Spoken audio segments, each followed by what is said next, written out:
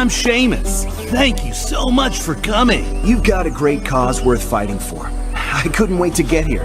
That said, I expected, well, more people? So far, there's only the two of us. But we're highly motivated. Well, it's a start. Some people I knew already were dear friends of mine, like little gray cells, and just my stupid opinion.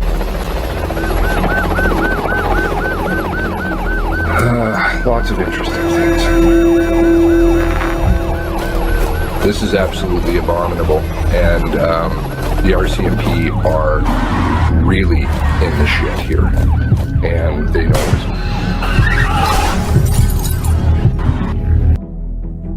Hi, I'm not really sure what I'm doing here, but I think it's time that I needed to speak up. The following program is brought to you in living color. Something you watch on TV, horror movie, you shut it off a good bit. We can't shut this off. Every time we close our eyes, the horror movie turns on. So I know for myself, when I close my eyes to go try to go to bed, picture my parents being shot. Trying to piece together a story that seems so unbelievable. Let's have a look at this.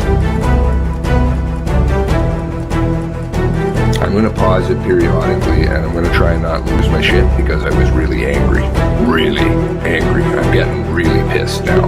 I'll preface this by saying I'm strongly urging all of the victims in this, the victims' families,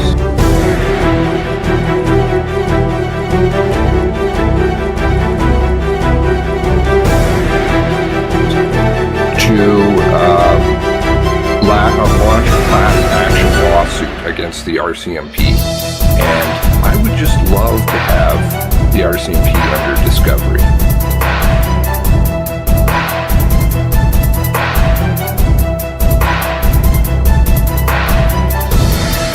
I have a lot of questions, and I'm sure a lawyer would too.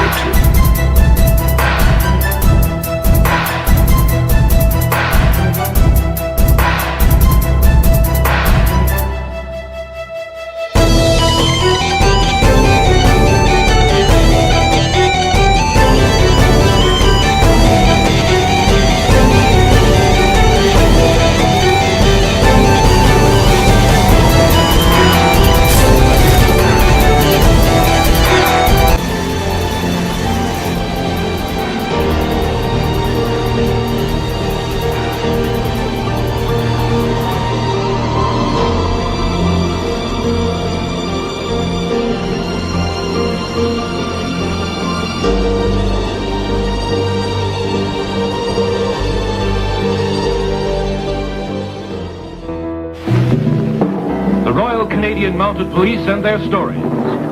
Stories of their courage. Stories of their lives filled with hazard, romance, and adventure. The RCMP story this week, Gunslinger. Oh my goodness, how many windows do I have open? Oh, I guess I had too many windows open. My computer was doing funny things. Or was that what was going on? Yeah. Anyway. If only people could live a day in my shoes. Day in the shoes of family members. Information being deleted. Right on. Those family photos, let's get rid of them. You know, because that's pretty cool. Whoa. Okay. Amongst a host of other things. For a dead man. How's everybody doing today? We got 22 in here. It is now 2:34. East, down on the Atlantic coast. Hope you guys are having a wonderful afternoon. What's the weather like down there? We have Bush Baby. Been a while. We've got Glenn B. Afternoon. Alex McLean. Point Fire. Cheryl Clark. Cindy, how's it happening? We've got Trish Lunn. Been a while since you caught a live one. Great to have you here, Trish. As always, good to have everybody. We've got Nosy Scotian. David Davids. Where have you been, sir? Missing you. Our friend from the cliffs of Dover. Hope everything is over there doing well. How's the weather? I'm gonna, what is it? Munchies boxes. Next time. We'll see. I don't know if I'm gonna go back to England anytime soon, but Munchies box, gonna try those. Those are all the rage over there. Pioneer Driver. Caper, none of your business. Long time no hear. We'll talk. Space Explorer. Kendall, how's it happening? Oh, just suddenly got hit with a raft of messages. Got to make sure I do my hellos. Linda, how you doing? Countryside. Oh, dear. Oh, dear. You know, it's awful to say that name because it sounds like an expletive or something wrong. Hello, buddy. Are you coming to say hello? You going to pee on my floor? My poor little guy. Oh, well. You go ahead and you have a pee if you want to. I'll clean it up, as always. We've got Tara's in the house. Tara. We've got Linda M. And Darlene. We've got Claire. You like the rain. Claire likes the rain. We've got Leslie. Hello from Red Deer. Fellow Albertan. Howdy, howdy. Welcome aboard. We've got Dan. The YouTube hid some of the live chat. Interesting. Lots of always cool things happening on the tech front. Uh-oh. Watch out for that stove there, buddy. Just walked into a stove. Part of getting old. All these wonderful things, right? We've got Cheryl. Raining in Digby, says Trish. We've got Allison McPhee. How's it happening, Allison? And we've got Nicholas. Shitty weather, says Nicholas. Yes, I'm a pessimist, but I try to see the things half full. Collecting rainwater in Lunenburg counties, Linda is.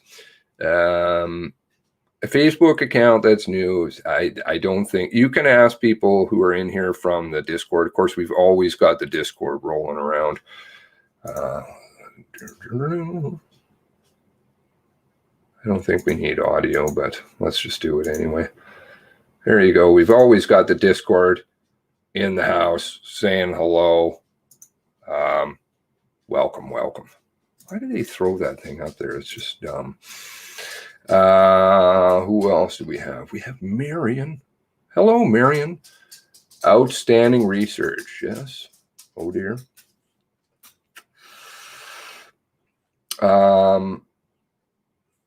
Yeah, you can ask in here. I would say the consensus on that would be no, Claire. Unfortunately, I apologize, but that's just the way the cookie crumbles. I think people have kind of said that just for their own well-being, they would prefer that people is somebody that they know. That's and I'm not saying you aren't somebody that you know. It's just that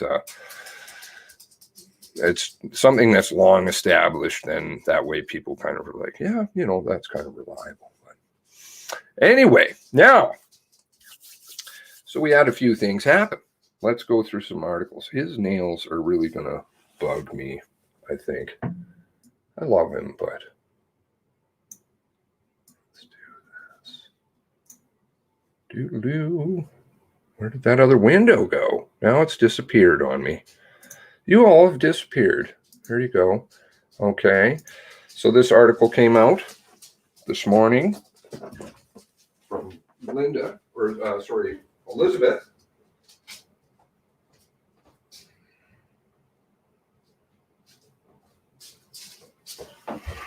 My apologies. My little friend needs to go on the couch.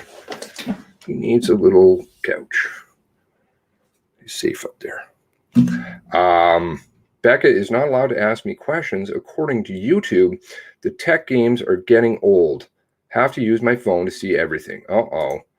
Yeah, it's great. Sunny day in Dover to see the pubs open. Lots of fisheries, lots of ferries today. Awesome. Glad you guys are all getting back to... Yeah, I'm not going to venture into that one. Dave. Hello, Dave. So, let's get into a few things. Nova Scotia refused to pay for RCMP team created to respond to mass shootings inquiry. Commanding Officer Lee Bergerman's husband works for the RCMP team, which she requested funding. Interesting. Nova Scotia government twice refused to pay for special RCMP team established to respond to the public inquiry into the mass shootings that killed 23 people in April 2020.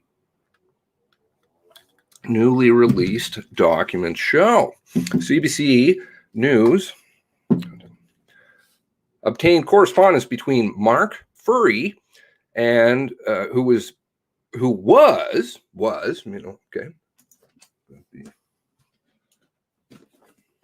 Jenga happening. Mark Furry, amongst the collective team of people going down, who was the province's justice minister at the time, and Assistant Commissioner Lee Bergerman, the commanding officer. Just always remember, commanding officer, CO. That will come up here. Of the RCMP in Nova Scotia through the Freedom of Information laws. The records show that in the summer and fall of 2020, Bergerman wrote to Fury asking for financial support to help pay for an, quote, issues management team being set up in the wake of the mass shootings. Quote, as you may appreciate, public perception of the province fully funding the RCMP to respond to inquiry demands would not be favorable, says former RCMP Mark Furry in a letter dated 11th of December to Bergerman. April 2020, a gunman disguised as a Mountie killed neighbors and acquaintances, strangers, including a pregnant woman and an RCMP officer.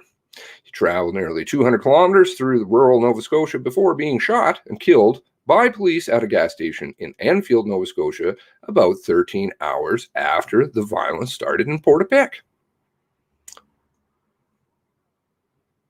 I hate, just scrolling by this. This is totally, how can you? You can't. I look at these pictures and I think of all what could have been.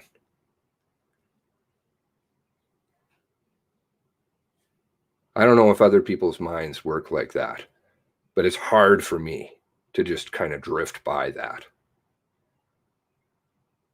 And we're missing one, right?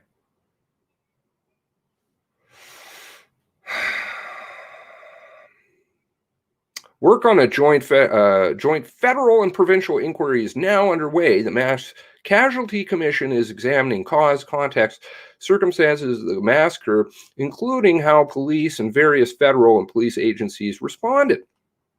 The RCMP has set up a team of officers headed by Superintendent John Robin, tasked with collecting and passing along information required for the commission, said Corporal Chris Marshall, in a statement.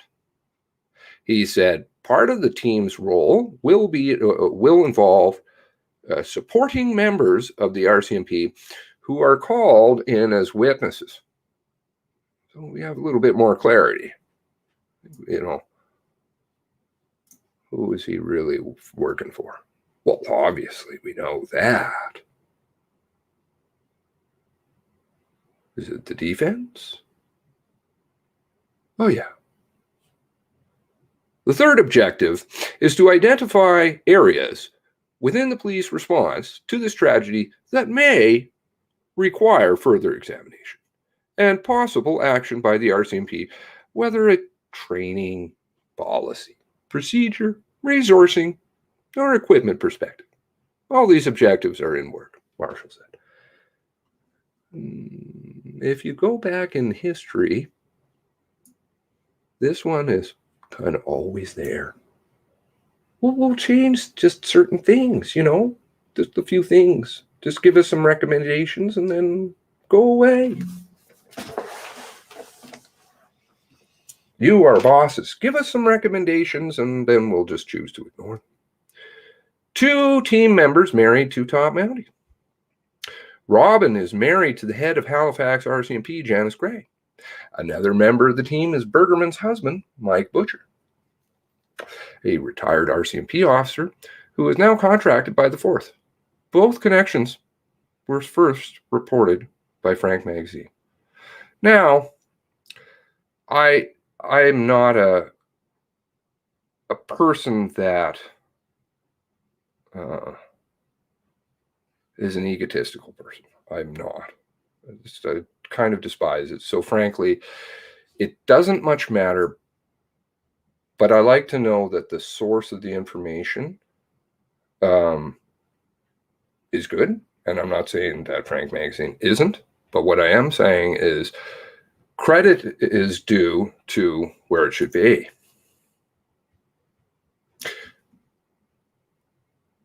This was reported when? Just the other day, right? About Mike Butcher. Yes? Can we go back in time a little bit? Let's go to, I don't know. Where were we at here?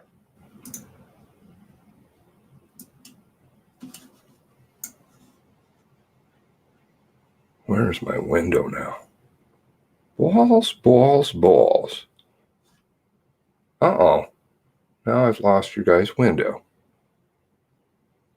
There we go. This was August 15th, 2020. Not sure how many months ago is that. How many months ago is that? 8 plus 5. 9 months ago. Over 9 months ago. Is that right? I could be wrong. Let me just get this queued up.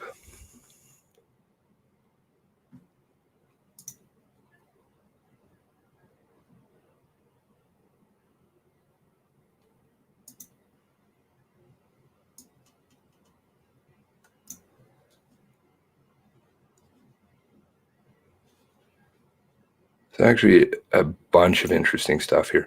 See, it's very good to go back because there is a lot of information. A lot.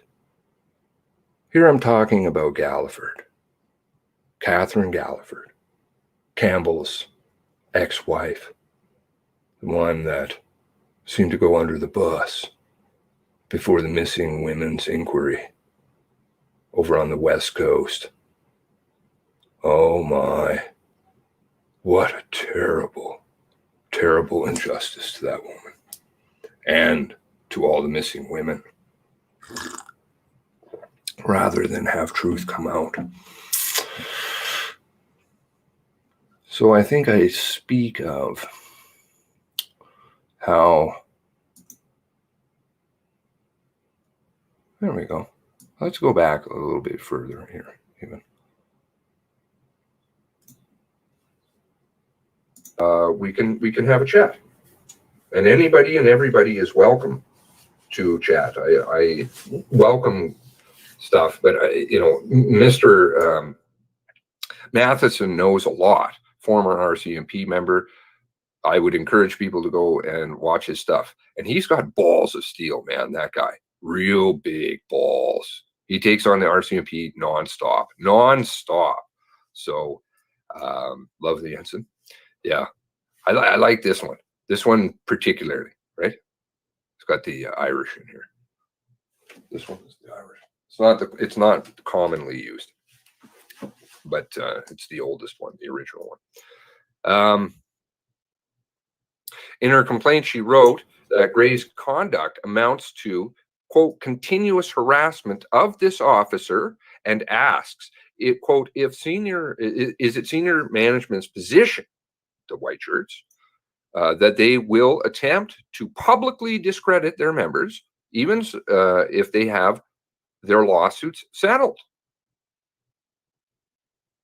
And Galford, I'm sure, would have signed a non-disclosure agreement, so she's not going to come out and say a lot of things, but she's going to come up more in this story. She is. I have a real strong suspicion, and it was just because she was going to come out and do the right thing. One, for herself, which is totally understandable, and to protect other women within the force. And two, because the RCMP massively bungled, tolerated 3-year delay in apprehending the serial killer Robert Pickton. How many women died in that time frame, right? And Galliford does the right thing, steps up. Remember that passage I read to you, right? Which book is it? Is it this one?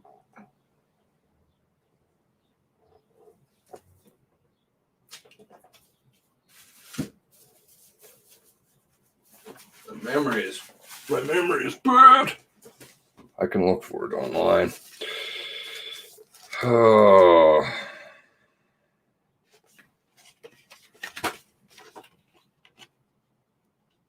Let's go back in time. This comes from the Lonely Section of Hell. Interesting named book. This is by Lori Schenner. Lori Schenner with the VPD. This is all about the Pickton stuff. Who was in charge over in the RCMP at that time? Oh, yes, Moulton, Earl Moulton. Anyway, we've been through the sergeant in charge of missing persons. Well, he got charged with child porn after this was done. Some really weird things going on. Not trying to say conspiracy, just laying down the facts. Now, something's burning.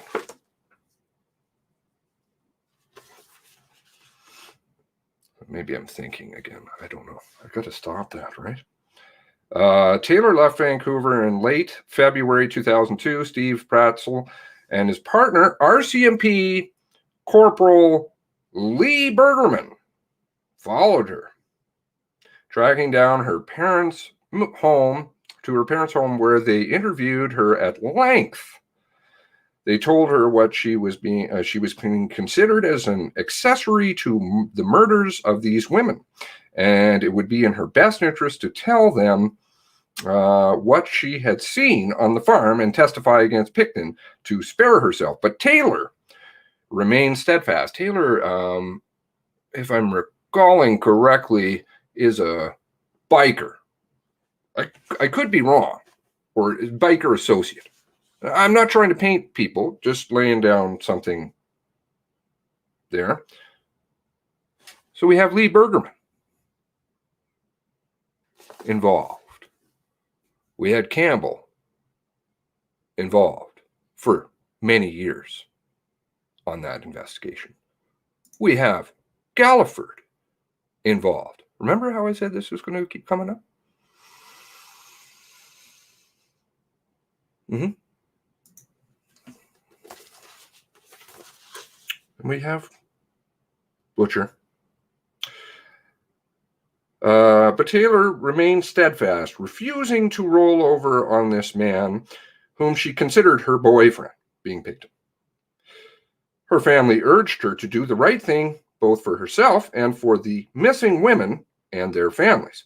She refused, saying Pickton was innocent. This line of investigation remained open, but other issues would arise. Interesting.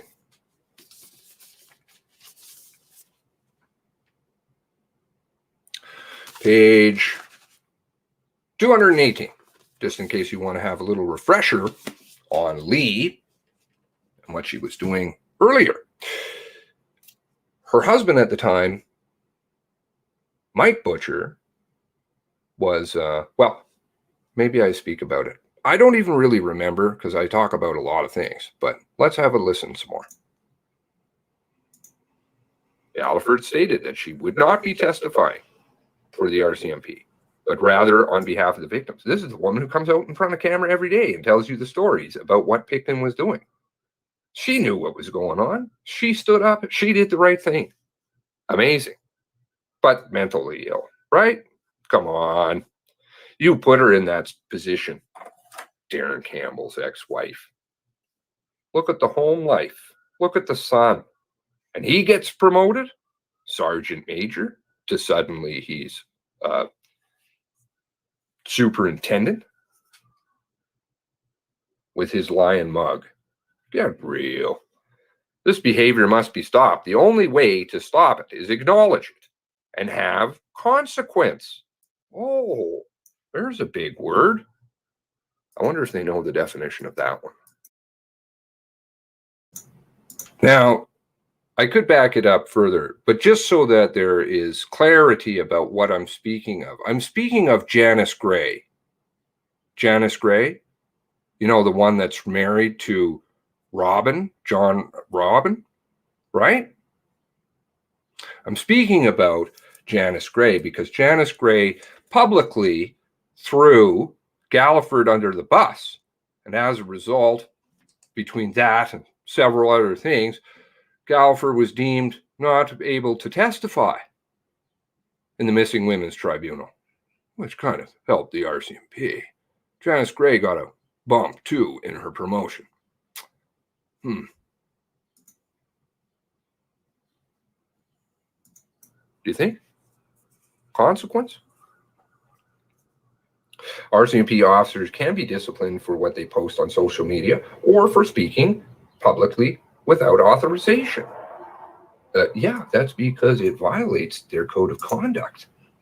Derp. But the person who is, what was her title then? I don't know. She's going on about her, boasting about her abilities. This is Lee. Back then, she is, she was doing an undercover operational support officer. Okay. And then she gets, whoa, massive promotion. Funny that. Isn't it? Can you see? It's so transparent. So much of this is transparent. You get, oh, sorry, pardon me. I gotta go to the bath.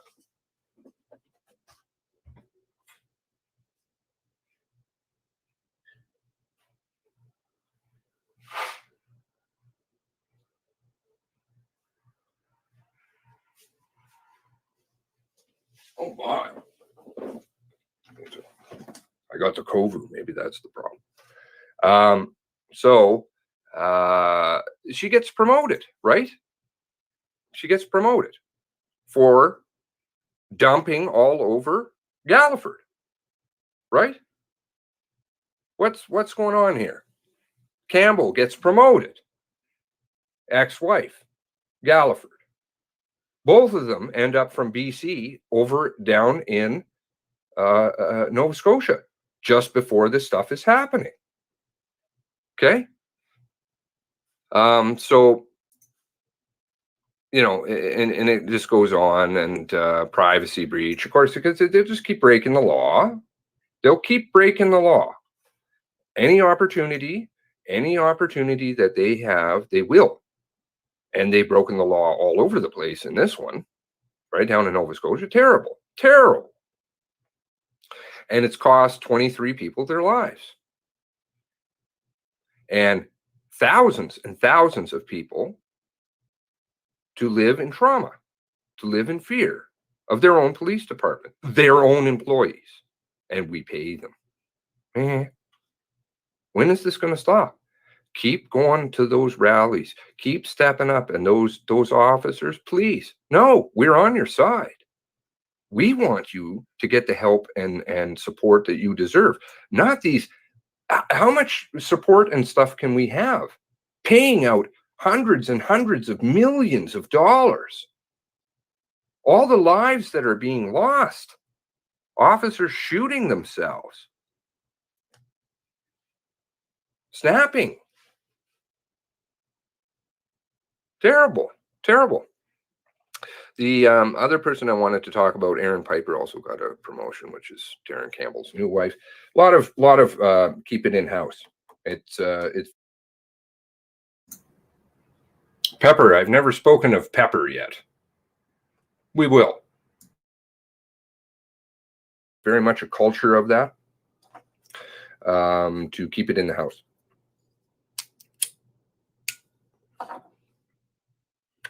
So the families generally are they marry other RCMP officer. The other person I wanted to talk about was an interesting person. So let's see, BC couples moving to the East Coast. Let's see what else we talk about. What is the date on this again? I forgot. Oh, what does that say? August 15th, 2020. Okay. Which is Lee Bergerman's wife, or sorry, husband. Or Lee Bergerman. So if you look up Lee Bergerman, let's see what it comes up with. Promoted to H division, okay. This is the person that, it's always hiding. Sorry about the sound effect, but it's like this, The two, can you hear me back here? Very intentionally hiding from the public. Only comes out to build the fake hero narrative of Heidi Stevenson. Got it, Linda. Basically led her to slaughter. Sadly. So she gets a promotion. When's that? Oh, 2019. Funny. Do you see what's going on here? Everybody's getting promoted. Let's look at her LinkedIn. See if we can find it.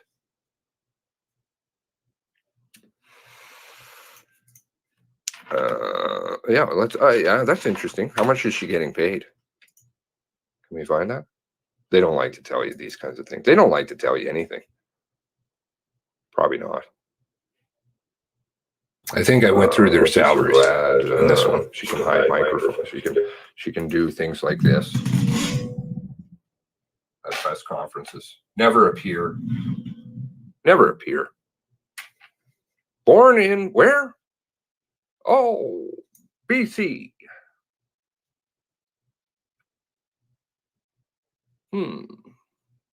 BC to Nova Scotia, 2019. BC to Nova Scotia, 2019. BC to Nova Scotia, 2019. Not sure how many times I have to say. Of course. I need to verify this one. I need to be careful, but I believe she was in charge of training operations in Depot for a period of time.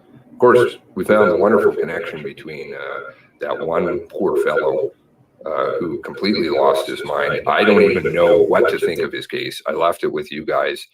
I just gave you kind of the synapse of the story, and they didn't even make sense. That was the funny thing. It didn't even add up what they were trying to say. They're saying, well, he wasn't armed, but then in the same time, they're saying they disarmed him with a gun, that he had a gun on him. I never understood. And then suddenly a girl came out and said that he raped her. I don't know if this was like a fall guy thing. Sorry, I'm speaking about an older story. Definitely stank. So you got another one, right? Okay, 2019. Interesting. Who's her husband? Let's see if we can find that. Of course, they're not going to tell you. Oh. Sorry, what stopped? What stopped? Did the stream stop again? Uh-oh. Uh-oh.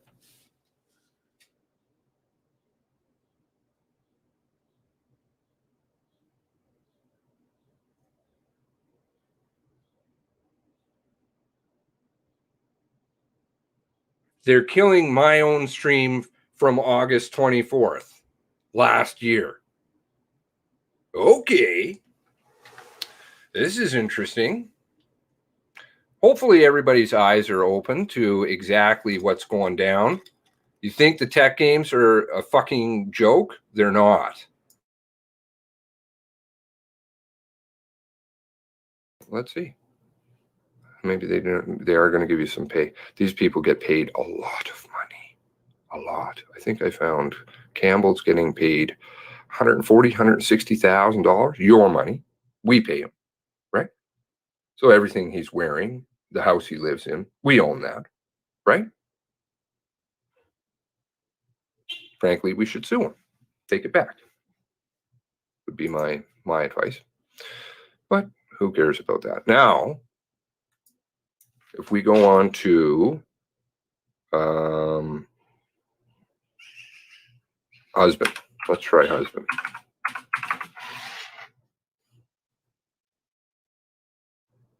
Mike. Okay, here we go. That's his first name. Are they going to give you his last name?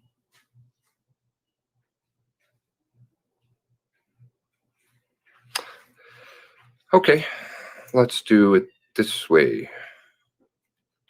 Let's just do Mike Butcher. RCMP.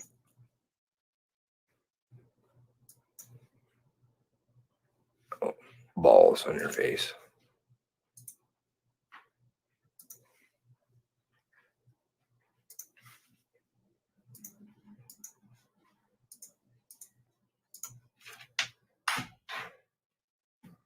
Mike Butcher. Oh, what is his job? Senior Disclosure Analyst. Oh, and so much more. What are we having problems with in the courtrooms right now?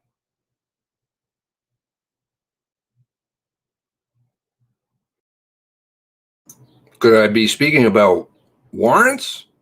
Maybe? Does he have anything to do with the warrants down there? Did he have anything to do with the... Where is my Sharpie? Where is it? I don't know. He's a senior disclosure analyst. Let's see what else. Would it have something to do with redacted warrants?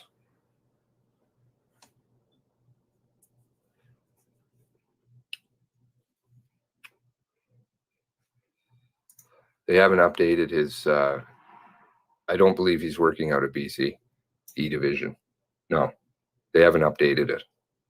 I think he is actually currently down in Nova Scotia. Because if you look for Mike Butcher...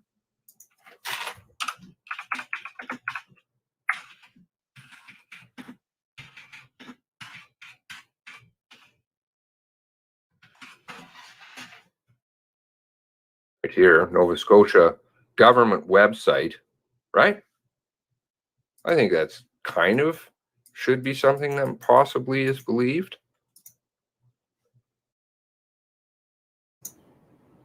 What is 80 Garland? Oh, that's the RCMP headquarters. And Mr. Mike Butcher.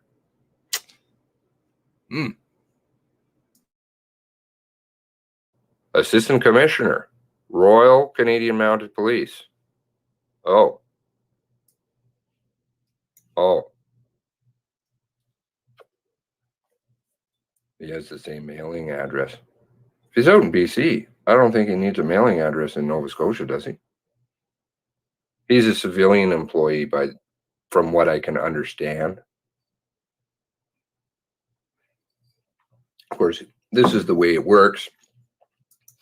You get these, I don't know if he actually ever served. Did we get that from? To which he did, and I'm not going to bug you with the rest of that. Yes, oh, he most certainly served. He did undercover work too. His story is really interesting. He who has seniority over then, is she corporal? I don't think so. I think she was just oh no, I've lost the page. Bollocks. Have I? Yes, I did.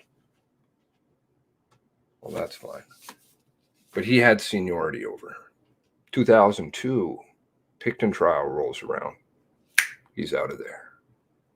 Goes to BC Provincial Police. Weird. Only to go to Ontario to do CFSEU, which I went through here in this video. I believe she's in CFSEU. She heads CFSEU Ontario. Bergerman. Butcher underneath her. See how it works?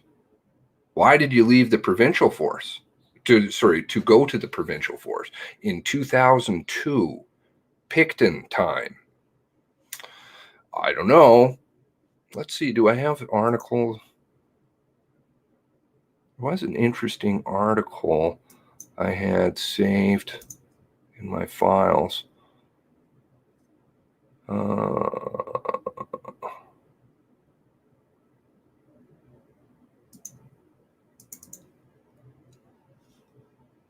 Oh, goodness. It's all shady. Why is it all shady? There we go. Now it's working. Slain officer excluded loyalty. This was a very interesting thing that happened here in Calgary, and I remember this. One was a lone officer near obsession for blue heelers. The other was a dedicated retired Mountie, a highly regarded former undercover officer. The career, the RCMP spanned more than 35 years as Trevor Klaczynski, 46, is set to make his first court appearance Monday on first-degree murder charges. Pictures are emerging of both him and Rod Lazenby. Hopefully I've got the name right. The rural bylaw officer, he is accused of beating to death. Lazenby was attacked Friday. I went through this also. Sorry if this is a refresher or I'm being repetitious. Lazenby was attacked Friday while investigating an animal complaint at Tangled Spur Ranch, just north of Pritis. One of the phone calls over an unpermitted kennel on the property. Lazenby retired from the RCMP in 2006 with full pension. He had taken a job as a peace officer with the MD of Foothills to be closer to his daughter. He is serious about his work. Now it's talking about he was serious about his work, but could also understand people of all walks of life, said RCMP Inspector Lee Bergerman, who worked with Lazenby on several major cases and would even pose as his wife while undercover. Then it goes on. And it says, best man at that wedding, being Lazenby's wedding, was Mike Butcher. Met Lazenby in 1979. They worked together in the RCMP as officers in Vancouver. They all knew each other from undercover work in Vancouver. Lazenby ended up dying. Very strange how this all occurred. And the person who killed him, Klaczynski, actually drove Lazenby to the Calgary Police Services. His dead body, who I believe he'd handcuffed, and oh my, it was just weird. And he didn't end up getting convicted of anything. Why? It's almost kind of like that, not to be tinfoily, but it's almost kind of like that lead prosecutor in the Picton case who died of COVID earlier this year.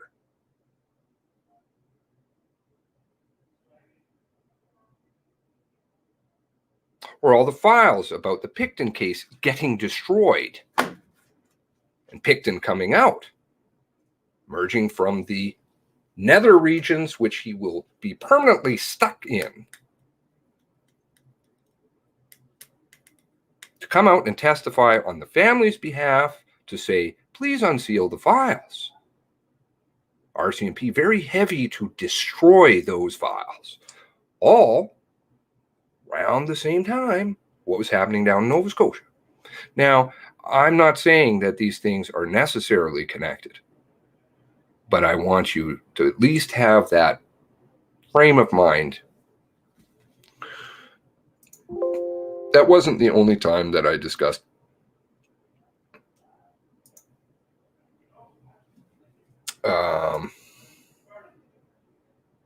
Butcher. Several other times we went through it. It's really just old news. This one, Paul P.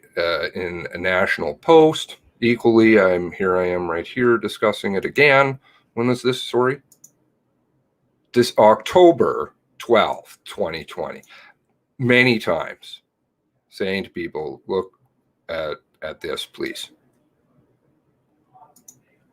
That was sent to me by somebody kindly.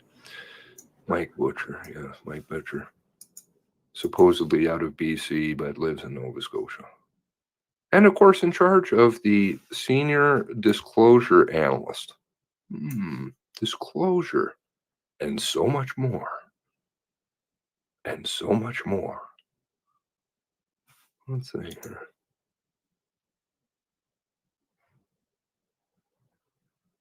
Retired again. So you can't stay away. Mike was then employed by Toronto CFSEU.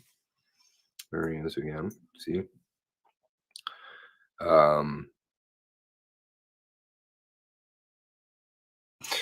Sorry, you have to ask yourself, Mike Butcher leaves when Picton's getting on, or the story is going on trial, decides to leave his seniority and everything, go to the BC Provincial Police, while his wife works up the food chain, only to come back to the RCMP in Ontario.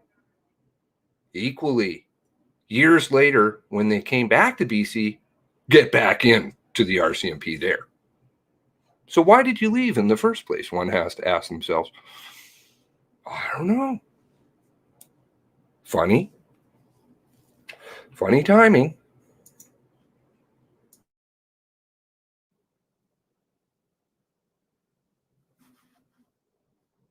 Lots of stuff. Anyways, something to be on the lookout for, because I suspect you'll see CFSEU float up. It has definitely, in my research, in respect to a lot of this stuff. 8 arrested in connection with drug trafficking investigation across New Brunswick. Okay, so we don't need to go into this anymore. Just wanted to say, listen, you know, you guys do hard work. I know I do a little bit of work, and that should be credited where it is, right? And let's continue. I don't really, because it makes me feel dirty, and I'm not an egotistical person. I don't particularly like that. But you can go back and find these things. Somebody was asking about the streams, when these are. Okay, I can link them. There's the one from October. I'm sure other people will find other ones. You know, talking about the power couples already. BC back in August. Butcher back in August. Bergerman back in August. The connections between Bergerman, Picton cases, Campbell, Picton cases, Galliford, Picton case, Janice Gray, Picton case, all of them out of BC, all of them out of major crimes, undercover in many cases. Very strange. Very, very strange. And, of course, the file destruction.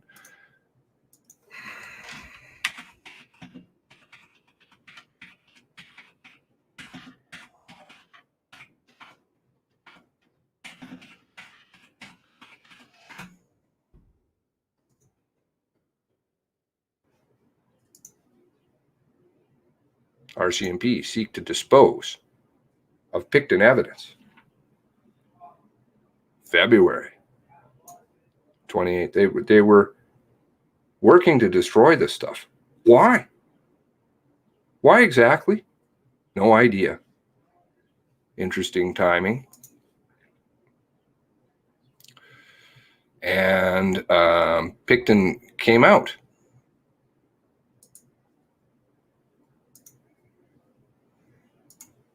Serial killer Robert Picton, evidence destruction application on hold. Let's see. For families sweeping lawsuit. Oh, God. Where is it here? Picton testify.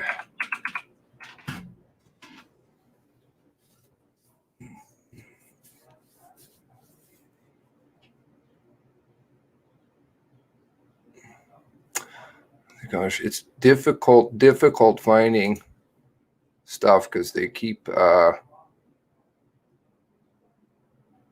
he put in an application to stop the destruction of evidence. Butcher works in analyst.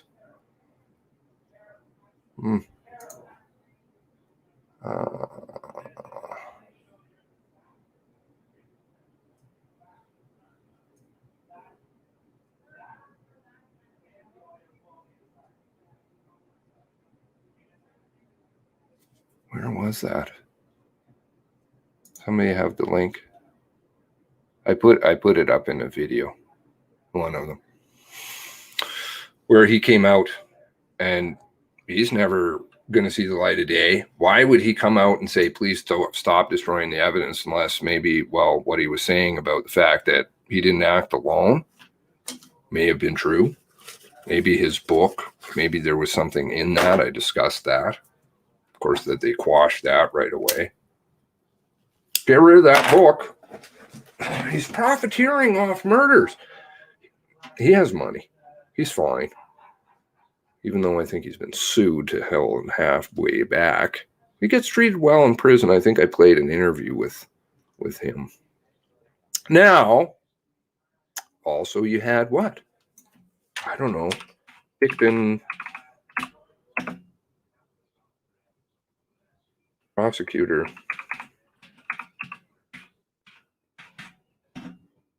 Nice. COVID. Not being tinfoily, just leading it out there. Lead prosecutor in Picton murder trial dies of COVID complications. Just earlier this year. Thank you to the family member that brought this to my attention. Awesome. Why? Is it just all convenient? Possibly. Now, let's continue back with the CBC article.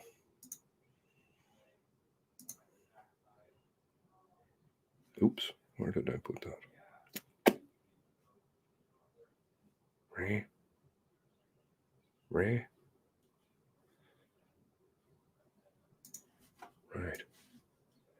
So we had the business about how documents were being drafted on how to avoid the true inquiry, which of course was easy enough to set up right away, and talked at length now about different people involved with that, except for Justice McDonald. But Justice McDonald and Premier Reagan, Premier Reagan's daughter, Nova Scotia legacy. Oh, the ties.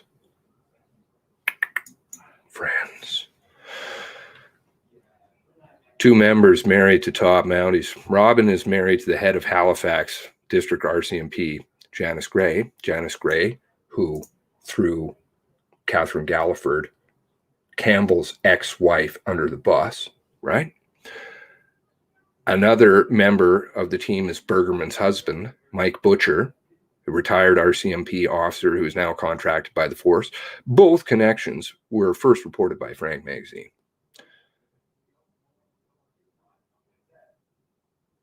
Okay. Butcher also spent 5.5 years working for the provincial police force in British Columbia.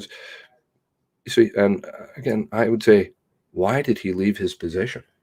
Why? Oh, why would you walk away? Reagan is tied to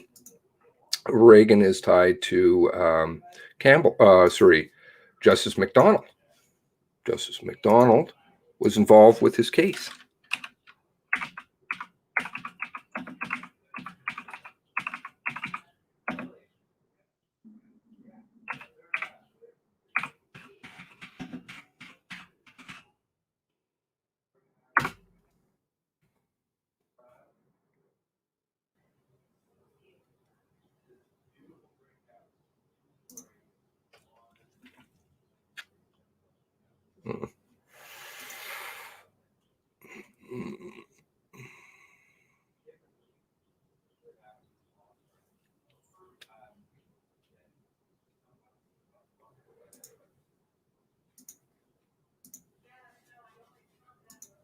Former Nova Scotia Premier Gerald Reagan dead at 91,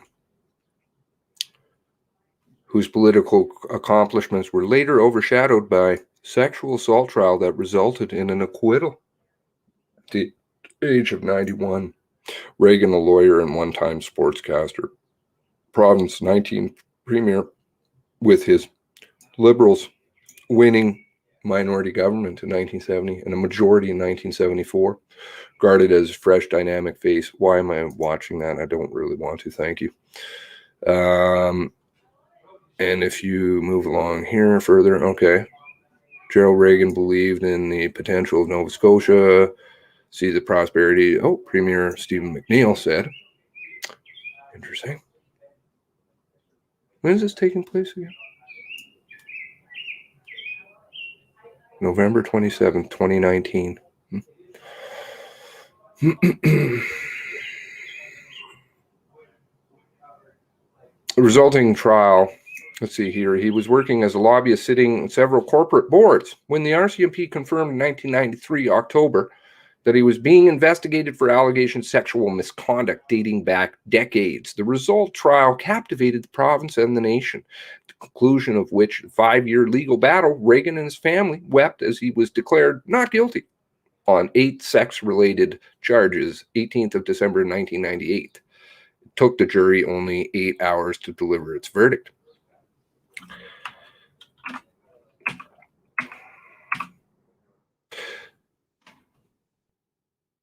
After the verdicts were read into the court record, Reagan said, "We're tremendously relieved. It's been a long, long ordeal. The charges had been reduced from 18 after Justice Michael McDonald stayed 9 charges to be less serious, ruling the Crown tainted the evidence by interviewing Reagan's accusers before charges were laid."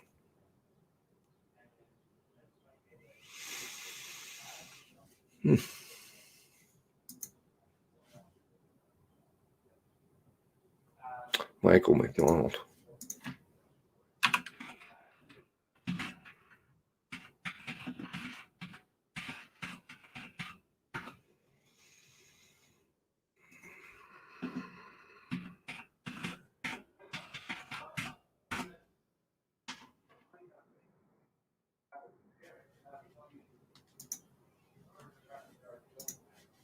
The commissioners. Oh, there he is.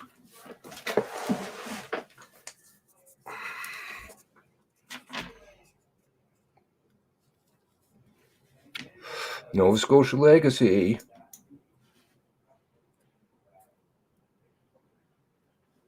Now, let's move on back to the article, sorry. And has been contracted as a public servant of the RCMP since 2009, Corporal Lisa Croteau. She was the one that was bumped, and then Derp came in, I believe.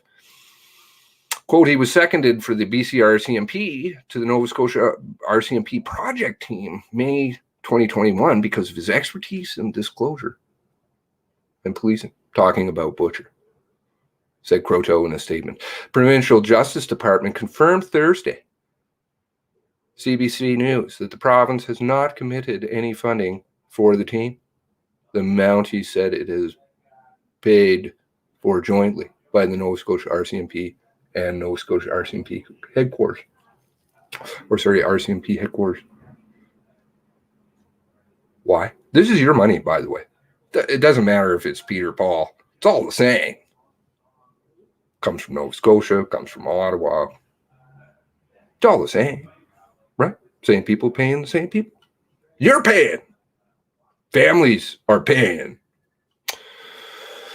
Clearly, Mr. Furry, when was that again? December, knew that this was going to be a problem. Jenga. When was the video made again? October.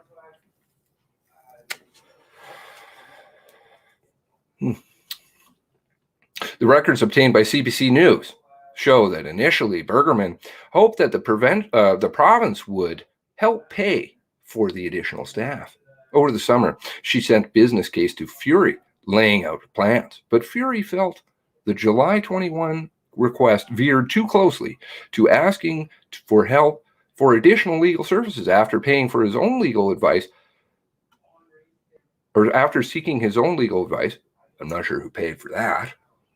Fury wrote to Bergerman that he determined there was no contractual obligation for the province to financially support this proposal, given it already contributes to such services according to a 28th of October letter. I wonder how many people are watching. One has to wonder. He advised Bergerman that the team should go ahead. Costs must be absorbed within your existing funding. Collecting documents for the inquiry, when Bergerman responded December 1st, the commanding officer disputed that issues management team would be provided any legal services. She said the plan was for it to make up to 3 RCMP officers, including senior commissioned officer and 2 public servants who would help organize information on the mass shooting investigation, documentation, public inquiry, and help liaise with the Federal Department of Justice. This did not sway Fury. He declined for a second time, Jenga, to provide any funding in his December 11th response. Marshall said since Bergerman's request, the name of the issues management team was changed to the RCMP project responsible for the response of Mass Casualty Commission, the defense. Number of people working on it in Ottawa and Nova Scotia will fluctuate depending on the workload. Who's paying for all these people, by the way? The defense for the RCMP? The people that you employ and their defense? Oh, that's right. Families. You. Tara's in here. Other family members are in here too, I believe.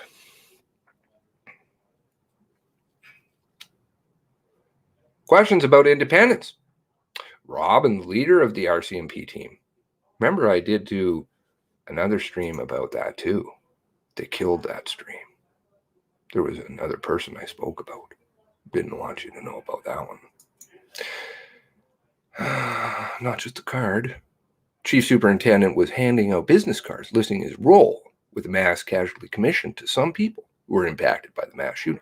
In response, Emily Hill, a lawyer with the commission, issued a public statement clarifying its role, quote, reviewing RCMP activities with respect to the mass casualty events and its aftermath. Quote, we do not take any instructions from the RCMP. We are asking the RCMP to remove the card to avoid further confusion. Can't remember, when was that discussed again?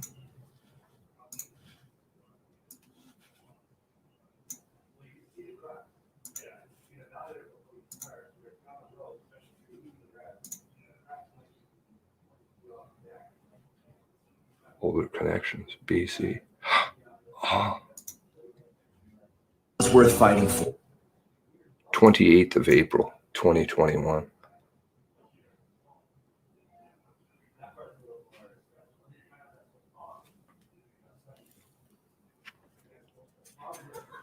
for over 4.5 hours. And I linked lots of stuff.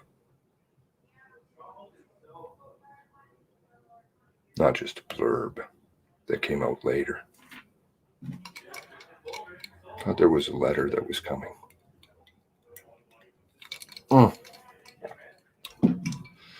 Anyway, moving along. We're asking the RCMP to remove the cards to avoid further confusion, Hill statement said. Marshall told CBC News at the time our Robbins cards were being reprinted. At whose expense? Again? Yours. Dara's. All the other family members. Families calling for answers. Work of the commission examining mass shootings started last fall. Public hearings are expected to be held this fall.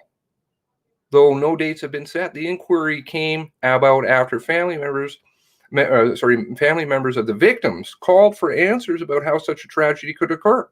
Many members have been critical about the amount of information the RCMP has shared with them and with the public.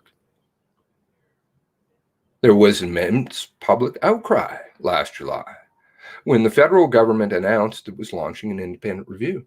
Went through that last night. They knew about it. They tried to get around that. The review, remember? Talked about that even when they announced it. I'm like, what the fuck are you doing? Just use the inquiry, man. No. They had to find some way. Now the documents are starting to leak out, proving it. Within days, the public safety minister announced public inquiry would go ahead after everybody cried out in July. Unlike a review, public inquiry has the power to summon witnesses and require them to give evidence under oath, to which the RCMP don't have to tell the truth. And I've shown that they haven't before. Paid millions extra for the RCMP in 2020. Bergerman's request for funding, millions. Who paid? I want my underwear back. Bergerman's request for funding for a team responding to the public inquiry were not the only letters she sent to the provincial government asking for help financially. Financial help. Nova Scotia contracts. No. You contract. You contract your employees, the RCMP. It's all you. For policing in many rural areas and under the provincial funding agreement, the Minister of Justice, who again is your employee, has the ability to approve additional spending in emergencies. Shortly after the mass shootings and through the summer, Fury agreed to pay out of province officers to fill in for the 70 officers who took leave. I believe actually it's even higher than that. I'd have to go back through the FOIA and some stuff I uncovered, but I think it's higher than 70. In all, he approved $3.7 million to cover costs associated with bringing in those officers, but he declined to continue to approve for extra spending beyond the end of August. He also approved spending an additional $5.1 million, now you're up to $8.1, on policing during the fisheries dispute in southwestern Nova Scotia between October 14th, December 19th. Timing on that one, very interesting. Also spoke about that. Fury, a former RCMP officer, left his post as Justice Minister in February after announcing he would not be reoffering in the next election.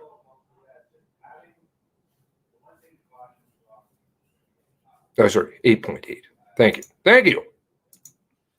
Now, let's talk about a couple other things. Bear with me.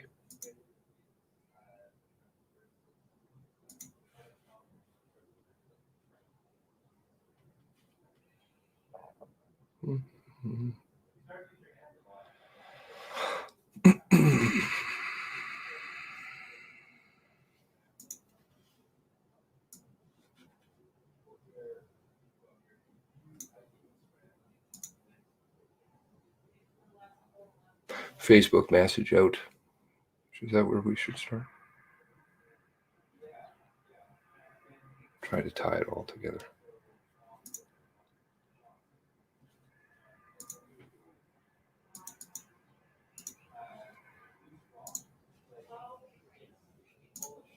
Tom Taggart. Important information. Please take time to read. Good morning. I am writing to let you know that the members of the Mass Casualty Commission team would like to visit Portapique community as part of our fact-finding work. Would like to attend on Friday, June 4th. Start work around 9 a.m. Dates. Somebody point this out to me. Very good. Thank you. You're in the chat. June 4th.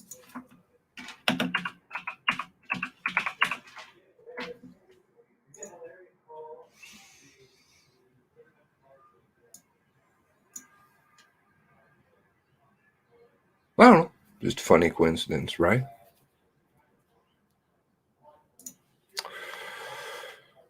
Start our work around 9 a.m. I am hoping that you can let community members know about our intention and inquire on my behalf as to any concerns with this date. We have picked this date after consulting with the team's collective schedules, but can revisit it if necessary. There will be several commission members attending, members of the investigation team, legal team, research and policy team, community engagement team. Does it include John Robin? Does it include his two cohorts? I have another video I did after the John Robin one, which is actually more enlightening. But I did take it down, but it is still there. It's just because of one comment on it, but I'll tell you. More BC. This visit is meant just like the one that got killed, the stream.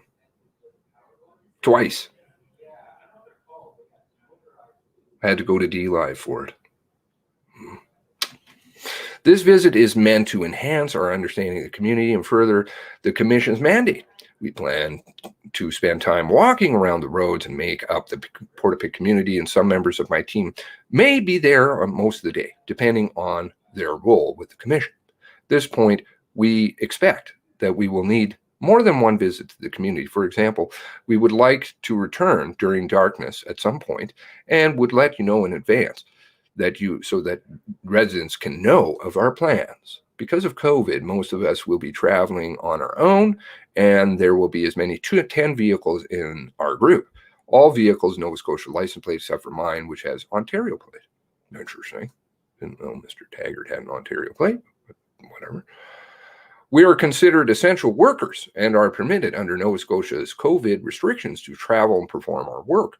While our presence in the community will be outdoors, we will be following COVID protocols. We do not expect to interact with the community members, but if anyone wants to talk to us about our work, we can do so in a socially distant, safe way. If any member of the community wishes to speak to me in advance about our arrival in Portapique, they are welcome to reach my cell phone at this number. Thank you.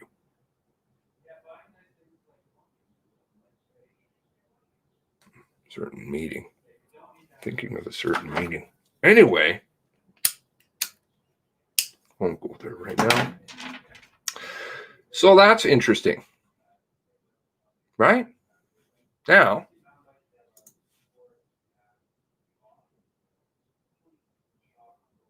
certain document was shared with me this morning. Thank you.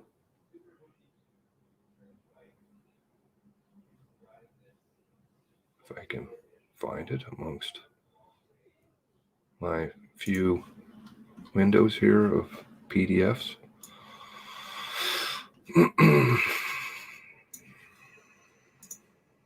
RCMP Veterans Association minutes of Board Directors meeting 2021-013 video conference May 19th. May 19th.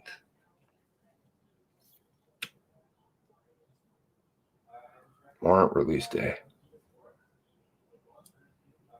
Warrant release day. Last set of warrants, 42, 2021. All right, RCMP veterans, let's jump ahead.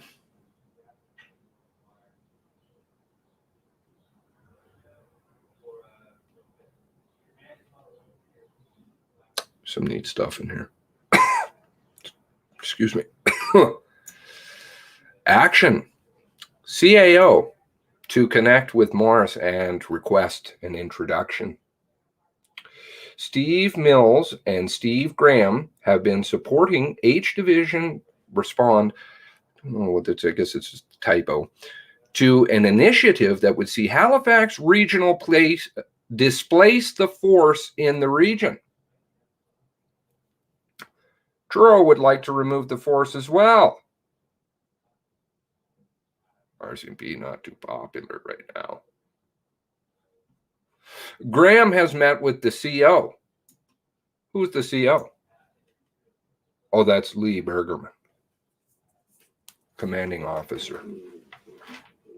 Mike Butcher's wife. To ask the how the association can assist. The division is connecting with local politicians and engaging with the media. The force can't get involved with the discussion about cost, but we can if we do so correctly. Oh, tactics. Very much about strategy. They have prepared information packages and have met with region councillors to explain issues that may not have been discussed, particularly financial concerns.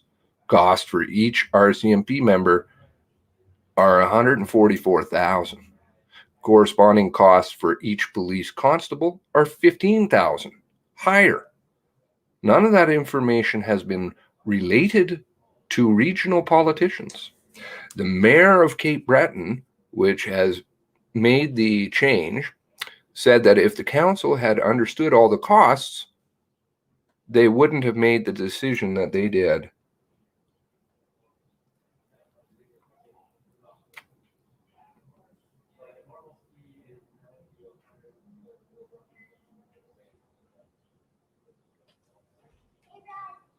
Oh.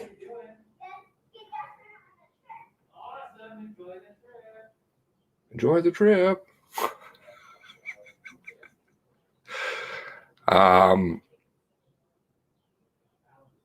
Steve Mills and Steve Graham. Who are Steve Mills and Steve Graham? Not sure who Morris is, actually.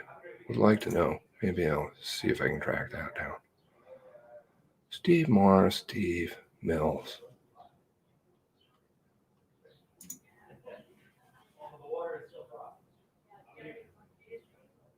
Or Steve Graham, sorry, and Steve Mills.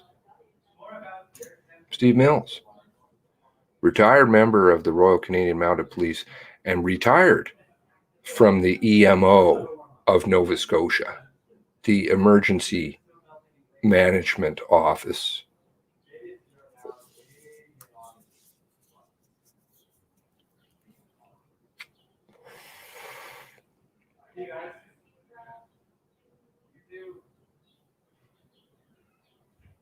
Major crime, emergency response team, tactical.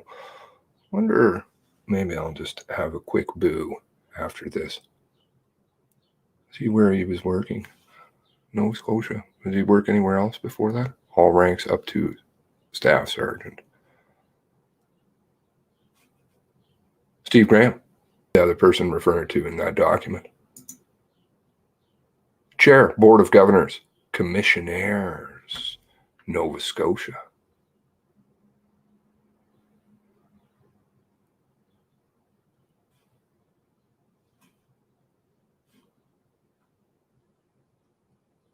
$10 years, 5 months. Board of Governors. Nova Scotia is a non-profit. Commissioners.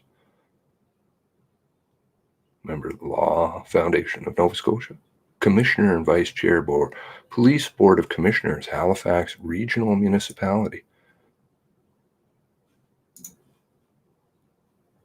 Deputy Commissioner East, Deputy Commissioner Atlantic, Commanding Officer H Division, for Lee's role, went up the ranks after that. Commanding Officer J Division, New Brunswick.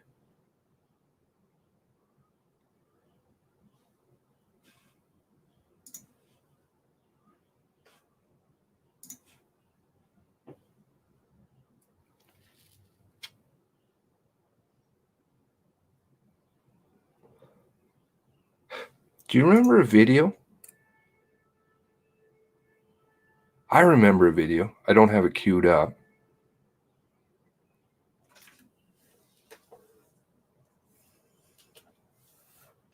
Certain group volunteered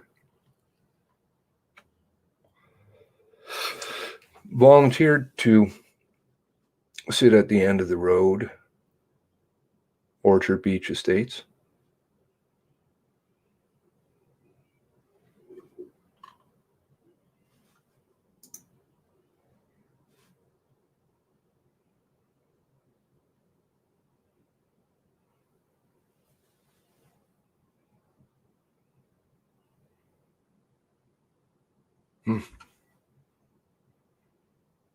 Handy.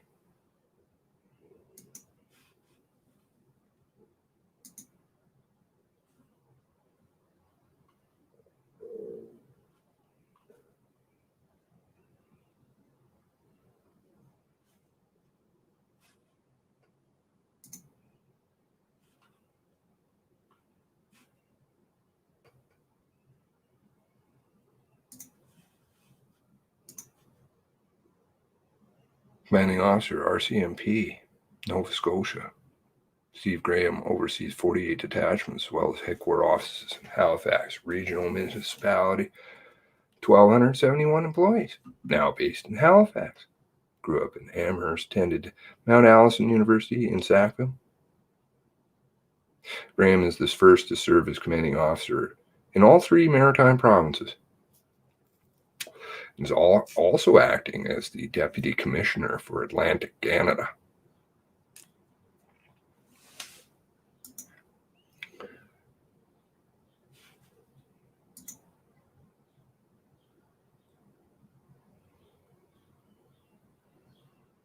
First to the CAO, I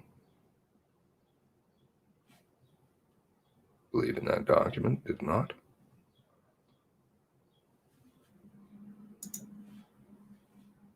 Oh, boss, you are entitled to part of the information you requested. Really? It's my information. Of course I am. One moment, please. Must find that window again. CAO. To connect with Morris. Not sure who Morris is. This would be a curious one to find out. Maybe at the end of the document. CAO. Chief Administration Officer. September 2019, Kevin Stringer became the RCMP's Chief Administrative Officer. In this role, he provides the Commissioner with expert advice and operational administrative policy, strategic direction, corporate operations of the RCMP. He has a wealth of experience in dealing with government priorities and administration. Held several leadership roles in operational departments that have regulatory and enforcement mandates. Before joining the RCMP, Kevin was the Associate Deputy Minister of Fisheries and Oceans.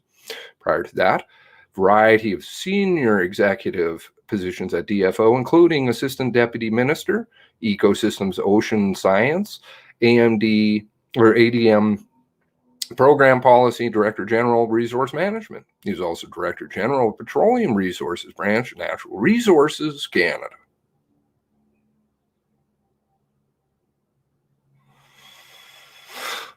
Okay.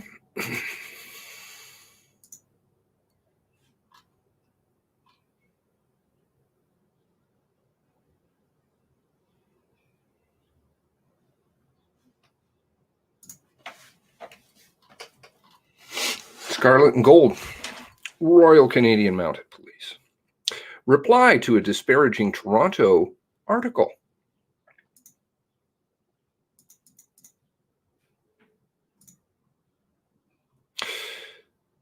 Disparaging the force from an armchair. Dear members of the association, previously circulated was a copy of an article that appeared in the Toronto Star newspaper that severely criticized the force in its investigation regarding Nova Scotia killer that murdered Constable Heidi Stevenson and 21 others. Well, 22, but who's counting? Yeah. Oh, you have a name. Oh, and those other people. In the past, our association has remained largely quiet when this type of vitriol appears in public. But given the trauma that has been inflicted on serving members who dealt with the horrors associated with the investigation, it is apparent that something has to be said. We have traditionally not pursued a course of public advocacy when dealing with the issues, but now some of our members are taking that course. It will be recalled that in the previous message, the Nova Scotia Division member, Steve Mills, wrote an excellent critique of the offending article, of which was sent to the editor of the Toronto Star. Advocacy on behalf of who?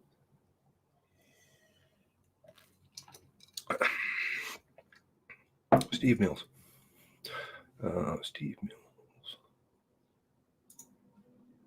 Steve Mills.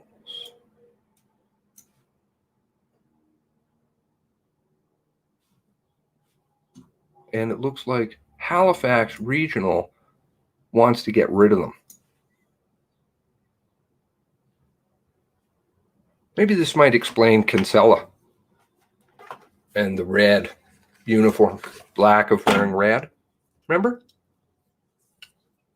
He didn't seem very cooperative. The RCMP. It was very odd. But maybe that's because there's a move to get rid of them. You know, that one unique place in the world where they have two police forces? Halifax. Hey, Ashley, how's it going?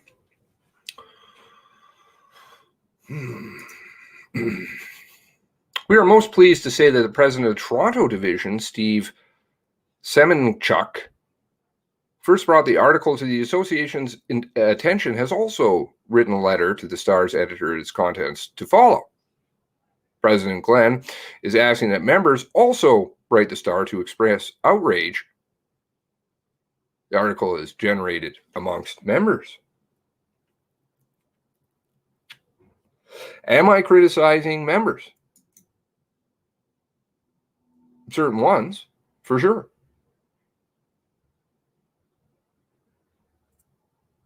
Are we all? Are we criticizing everybody? No.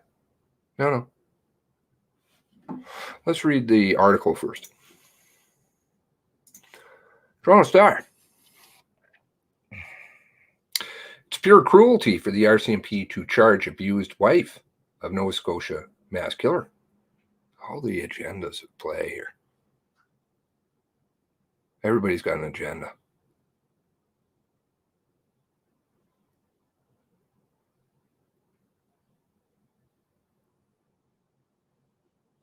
Sometimes abuse, sometimes that's bad.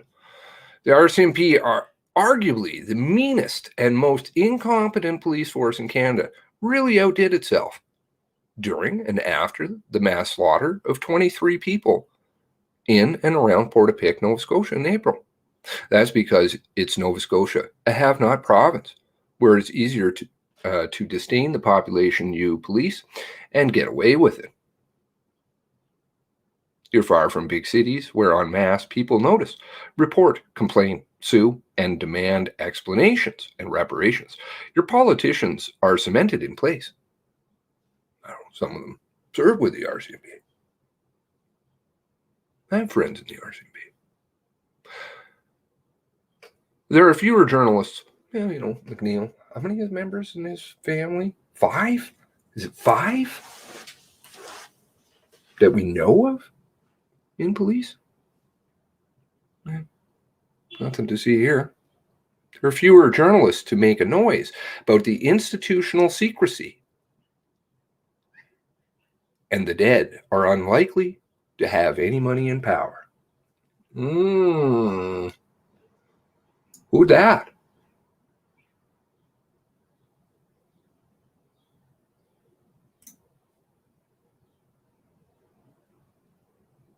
But understand that every province in Canada saw what you did in Portapique that night and is in awe of every duplicitous and cowardly thing you have done since the killer, Gabriel Wortman, first attacked his common-law wife in a frenzy, certainly in preparation for killing her and everyone else he could find.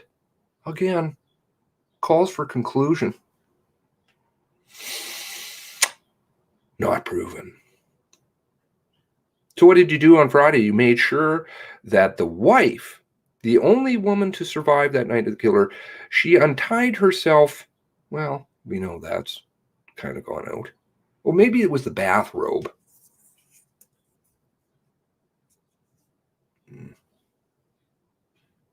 And hid in the chilly woods with a blue coat in a fairy tree as blood and fire took over the neighborhood, would face charges. Damn you dammies. Lisa Banfield, along with 2 male relatives, has been charged with providing bullets to her violent, woman-hating, conspiracy-minded massacre planning common-law husband. Wow. How much can you stick in a sentence here? Do we know what exactly has happened? Absolutely not.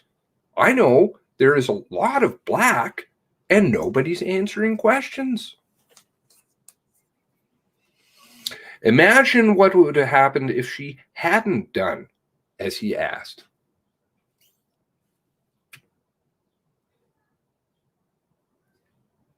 I'm not sure what that means. She had been beaten senseless by him so many times. How do we know this again? Who is this that wrote this? Heather Malik. How does Heather Malik know this? Does she have hospital records that she can back that up with? So many times. Oh, wow. There you go. Bing. Whenever he got drunk, often while locals watched and did nothing. She knew what he was like. But of course, then she and 2 male relatives decide to purchase ammunition up until in a month prior this killing.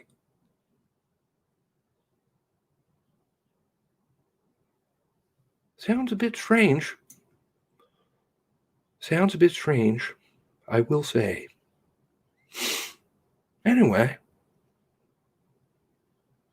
Indeed, one neighbor moved across the country trying to escape the man she was sure would kill her one day. And even far away wasn't confident of her safety. Oh, hot tubs. Hot tubs. Well, that's right. She moved to Halifax for a few years, and she was terrified of him running into him for a few years. For a few years.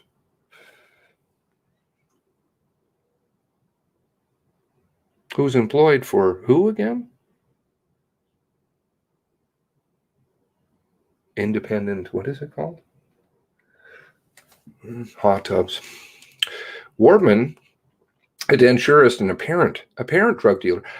Here we have the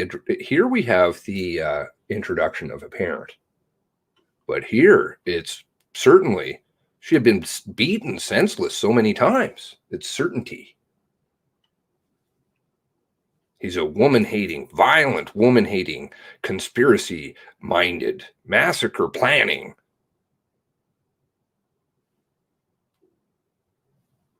What? But down here, well, it's only apparent. You can't have both. One shred of evidence, please. But you're going to need a pile. You're going to need a fucking pile to back up what you're saying. Because it will be there. Hated all women, from the ones he saw socially to the women he worked with, to the woman he worked with and lived with. Who's saying that again? Oh, the woman that he worked with and lived with said that. Who would that be? Oh, that's right. The one on trial. Who faces potential with conspiracy to commit murder. Caution. Statement. Right away.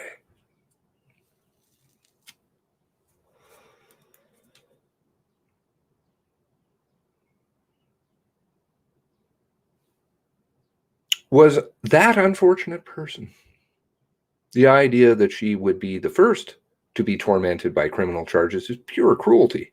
Always punish the woman first. I don't know if Canada has ever seen a police force fail as badly as they did that night. The RCMP knew how dangerous Wortman was. Always has over the years. They knew he had always wanted to quote, kill a cop. That he was stocking weapons and beating Banfield and terrorizing neighbors. Want to see the documents? All of them. Got to be a big trail of them. The RCMP said, oh, it was destroyed in one case. We don't keep those.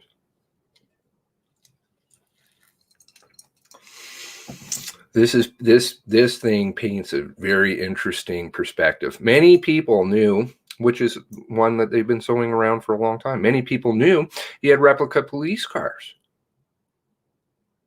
Did they think it was a harmless hobby? When was that reported to them, by the way?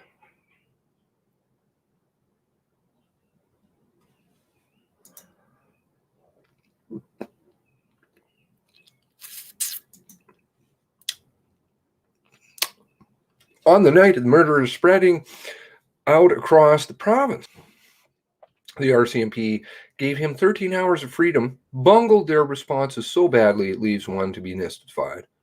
Were they scared, disorganized, or stupid? Do you think it's just bungling? Do you think it's just bungling? I don't know what's going on. They certainly have enough tech to mess with my streams. I think they have enough tech to find him. Worse, did someone on the force think Twitter was cooler than the old-fashioned province-wide alerts, which was why I in Toronto found out killer was on the loose before some of his victims did? What was it? Can you send me a message to let me know that you're okay? Something to that effect. The very next day. Ouch. Worse than that, did he have some kind of pull with the RCMP that made him turn a blind eye to his presence in the drug trade? There was a point where it looked as though there wasn't going to be a public inquiry. Not even the feeble one being conducted now by the people who are more or less police or government insiders.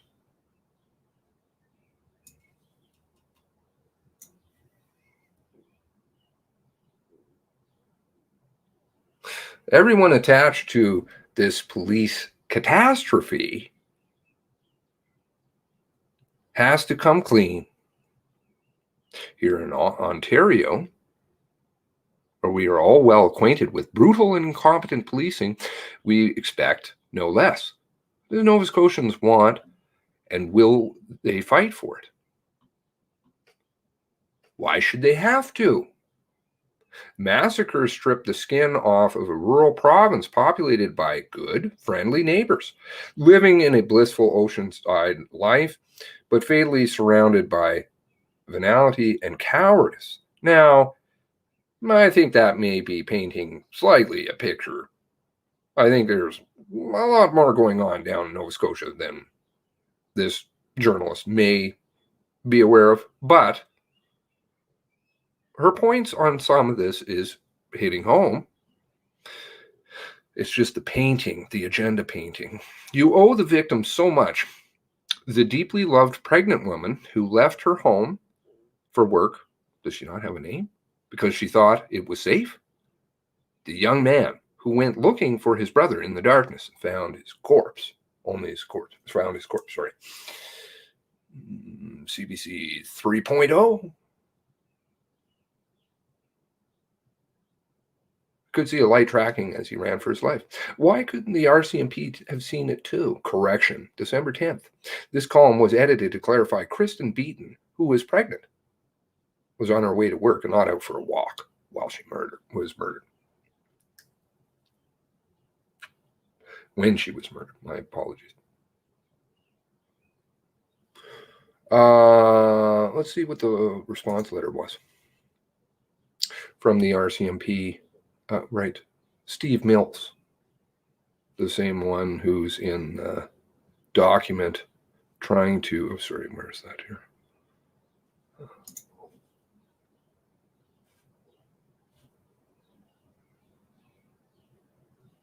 Have been supporting the H Division to respond to an initiative that would see the Halifax Regional Police displace the force in this region.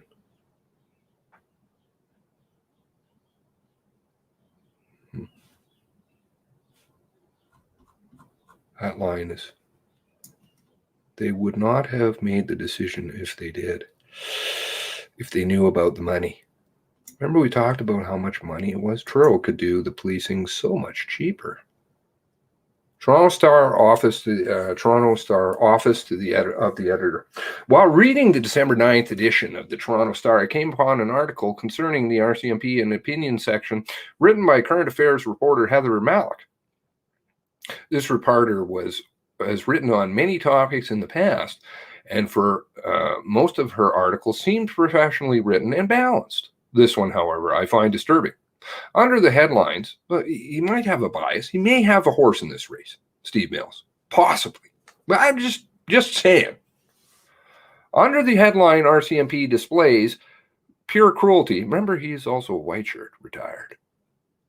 In charging Shooter's wife, she proceeds to state the RCMP, quote, arguably the meanest and most incompetent police force in Canada, really outdid itself before, during, and after the mass slaughter of 23 people. Why? That's because every Nova Scotian it's Nova Scotia, a have-not province where it's easier to disdain the population you police and get away with it. Part of the article she writes, Nova Scotia politicians are, quote, cemented in place. There are a few journalists to make noise. RCMP actions were and are duplicitous and cowardly. Suggests the RCMP has, this is a lot of, he's putting in a lot of, in the brackets, filling in things here. Suggests the RCMP has an, quote, always punish the woman first attitude. The RCMP, quote, knew how dangerous Wortman was, always has over the years. The RCMP, quote, knew, it said he wanted to kill cops, that he was stockpiling weapons, beating Banfield, terrorizing neighbors. Question, did he have some kind of pull with the RCMP that made him turn blind eye to his presence in the drug trade?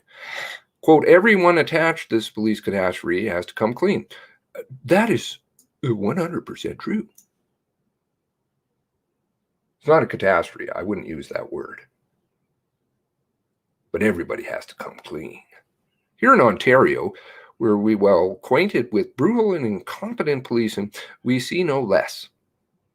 This article went on and outlined several complaints which have been mentioned before on how the RCMP acted during and after the incident. I believe it went beyond the bounds of opinion when she includes unsubstantiated innuendo and dangerous assumptions along with criticism of what appears to be directed at everyone associated with the RCMP. It is therefore task to police and prevent such murder, is it not? Or am I wrong?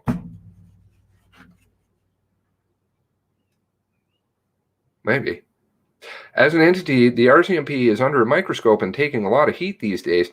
And yes, where criticism is warranted, it should be acknowledged and dealt with. However, when this or any criticism is directed at every member and every employee, it is not responsible journalism. The force may not be perfect, but to condemn the entire membership for every shortcoming, real or imagined, is blatantly unfair and should not be tolerated.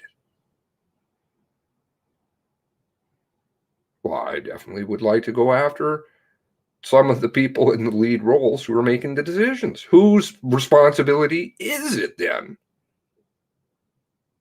The RCMP as a community is composed of uniform and plainclothes members, civilian members, special constable members, temporary civilian employees, public service, and municipal employees. Very huge bureaucratic nightmare it is.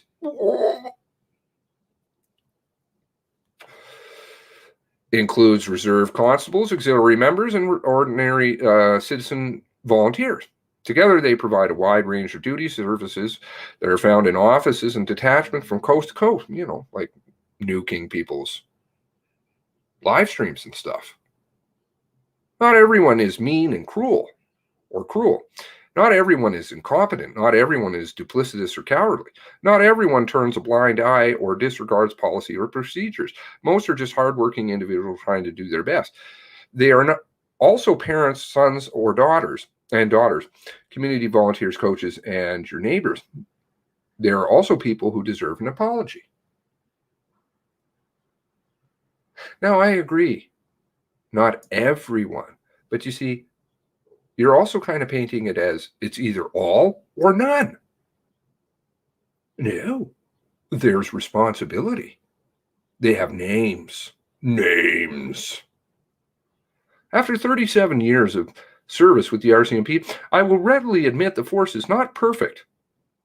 I will also state with confidence that the majority of those I have worked or otherwise interacted with were dedicated members and employees who competently and properly did their jobs. 3 O's. Remember? 3 O's. Obey your superiors, secrecy, and to the Queen. Not sure where you are in that one. Where was the 23 again? They also included those who stood up for themselves or stood up for others, challenged management, helped bring about change. Where is that part? Love to see this one. Down there. Time to break ranks. Time to do the right thing.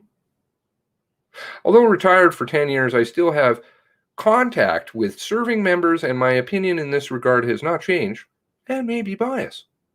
I think I would insert here. The average member is someone who wants to serve the public as best as they can. I would say, please refresh us with the 3 O's again. Serve the public. That's the 23. That's you and me. That's everybody. Remember, our employees. They deserve an apology for the criticisms directed to them on issues that they had no part of or any control over. They also deserve your respect for faithfully carrying out their duties despite negative publicity, despite general social justice anti-police sentiment, and despite uncertainties they face because of the COVID pandemic.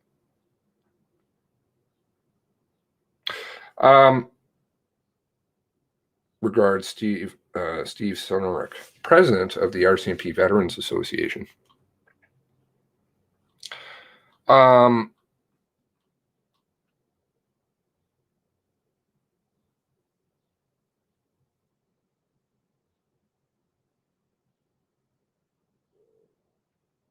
I don't know. This was Malik. Sorry. But can you see the different agendas at play here? And do you see how they actually kind of work together? Feminist agenda works with the RCMP to say, no problem here. Move along.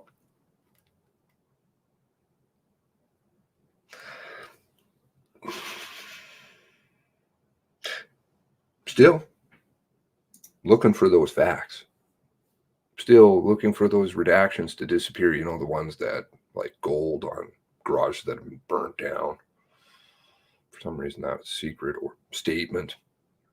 Statement secret. In many cases, still statement is a secret word. Aaron Tuck. Love that.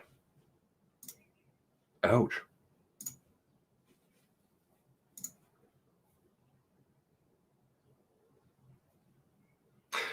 Like the addition here of the black too.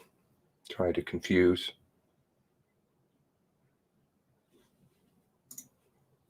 Why? February 11th, 2021 becomes this. Halfpenny Macquarie. Leaf. Anyways, just thought I would raise a few things today and see what your thoughts were. No actual assessment of the RCMP in the event has come forth. How can we demand apologies for what we didn't know, what we don't know? I think that's an excellent point. Bing. How can we? Thanks, Beans.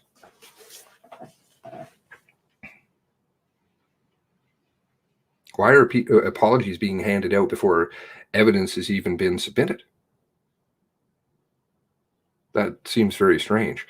It is just go away. In any case, however that may be. There were some interesting points that was raised in reference to, let me see if I can,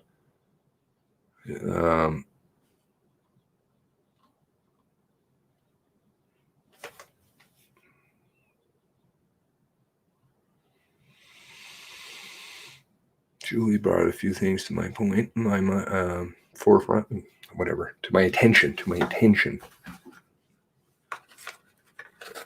The current in that article, which I will have to go and download. Oh, yes. By the way, here's this picture that I was referring to last night. Not even sure what the butterflies and such signify. Why are we not dealing with the missing and Aboriginal women? How about that one? Lots of them. Well, that's right. That hits RCMP buttons. Picton? But, you know, we do have family members included in this list.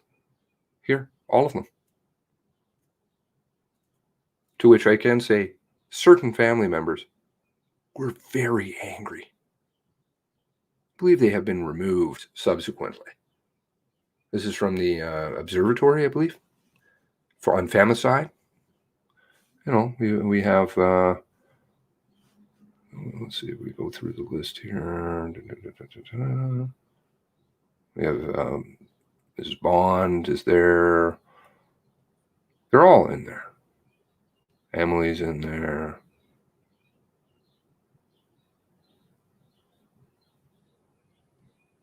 Lillian's in there. Sure, Jamie's in there. I'm not sure. I can't see. Anyway, they're all in there. Isn't that rather presumptuous, putting the cart before the horse? Do we know, in fact, that this is a case of femicide? No. I know that there's a lot of paper and tens and tens and tens and tens and tens and tens of millions of dollars that have been spent to protect somebody who's already dead. And lots of narrative going around. And I know there's a lot of people like you, who are pushing for the truth. Isn't that what should be done? Truth. Truth in all. Truth behold. I like, you know.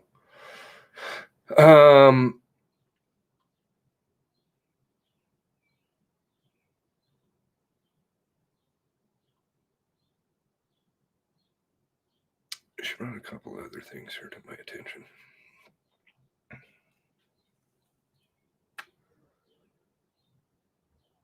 So in the current, in the article,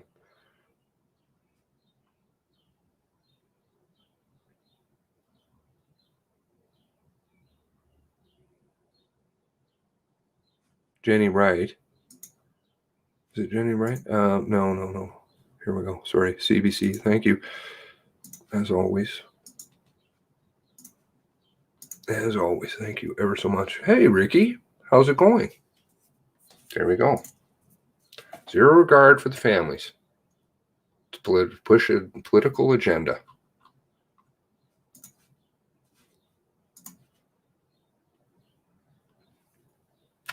Even when they said in an interview, quote, if we had never said anything, there wouldn't be a feminist perspective.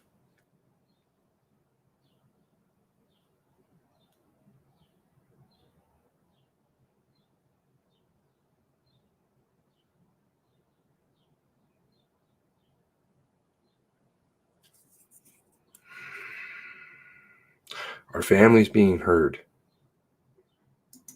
Is truth being buried? Keeps going. But this is deep. It's deep. The ties run deep.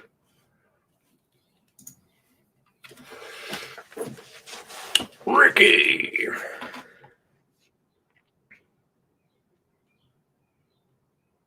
Hope you're having a break, sir.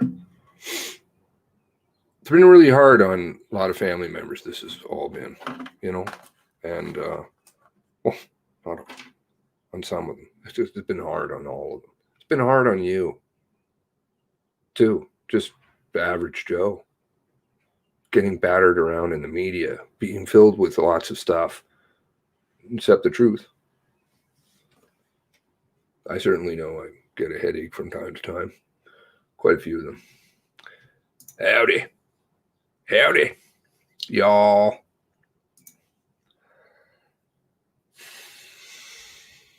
The current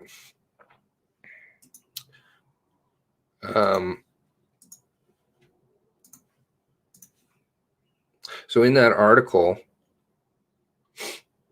everyone, you need that, don't you? You always do. If you have unanswered questions, think of like those of you who obviously, thank goodness, many of us aren't in this position. But it's our job to step up and do something to help them. All right. But you can put yourself in certain frames of light that help clarify things. If you had a loved one who committed suicide, many of us have, then you always wonder what happened. Why? What could have you done? You don't get those answers. It makes it really tough to move along because they will keep coming up. You need those answers. And I'm glad at least we have a community that can be here for family members, allow them to speak, you know, and I always, whatever anybody wants, anytime, you guys can reach out. My phone is here. I sleep sometimes. And you always have a place here too on the show to say what you want without me editing it, because you need to say what you need to say. People need somebody who will just allow them a place, a venue to speak the truth. Same with the same thing. I don't censor comments really, right? I'm not big into that. I think those of you who watch, I get kind of a bit upset when comments have been censored in the past. I don't like it. Even if they're negative, that's fine. Everybody has an opinion. And we're allowed to discuss things openly. I would encourage listening to the current in that article by Jenny Wright. I did post that, did I not? Yes. Here. Because in that, Jenny Wright, who of course works for the Femicide Observatory, said, as Julie pointed out wonderfully, always, that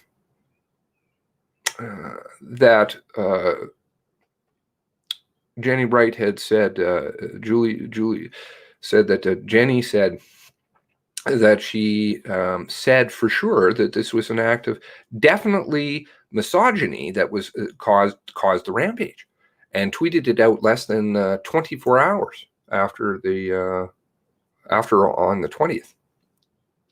On the 20th. Wow. Hell, you don't need a police force for this one. All you need is Jenny Wright. We all need a police force. Everybody can agree with that one. Do we need the RCMP in the way that it is? No. There is that excellent clip that aired on is that current the global one. And there was a former white shirt in there, and he said you just need to get rid of, and discussing it with members, need to get rid of the provincial policing and municipal policing. It's just got to go. It has to be a federal institution, which needs to be restructured. And frankly, though this is going to make a lot of members mad, this was coming from a member. So I'll just leave it at that. It's not from me. They said themselves to me,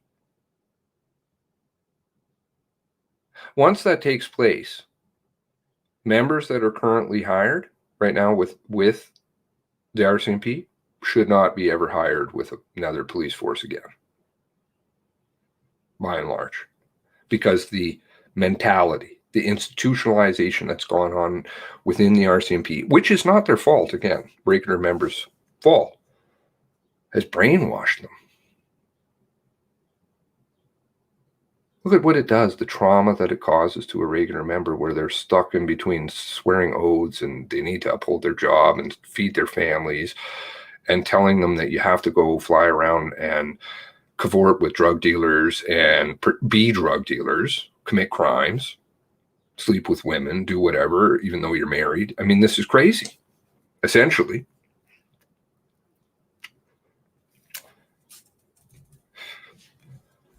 There was another couple other things. I did have some articles I never ran through. Toronto area cop accused in corruption probe. 11 charges. That's interesting. That's stuff I don't want to touch right now. RCMP coerced murder suspect into statements after arrest. That's not so good. House arrest for the Bay Roberts RCMP former commander.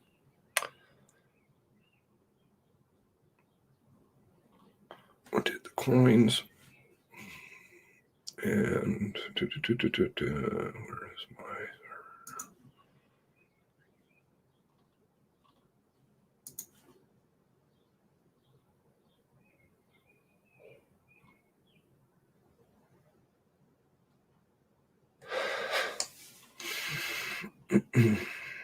Yeah. I think that's probably good for today.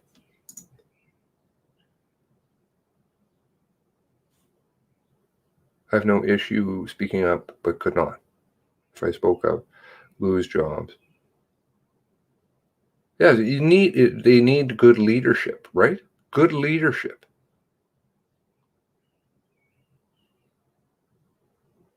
We all need good leadership. We have fathers. Many of us believe in God, responsible to that. You need to have something to look up to.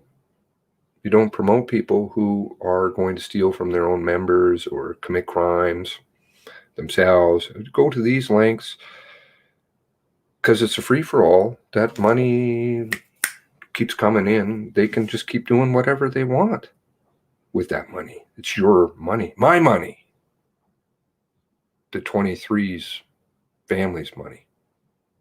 Wrong. All wrong. So wrong. The bad ones make the good ones look bad. The bad ones make the good ones look bad. Yes, it taints their. Frankly, as I've said many times before, members are getting tarred with a brush. So rather than saying it's your guy's fault, it's the media's fault, it's everybody else's fault, how about some personal responsibility time? How about say our institution is garbage and we better change it from within? Can't blame anybody else. We can't say, no, you can't talk about those things. That's what that letter indicates. Does it not? You need to apologize to us. Why? If you agree that there was problems, then change it within. Anyway,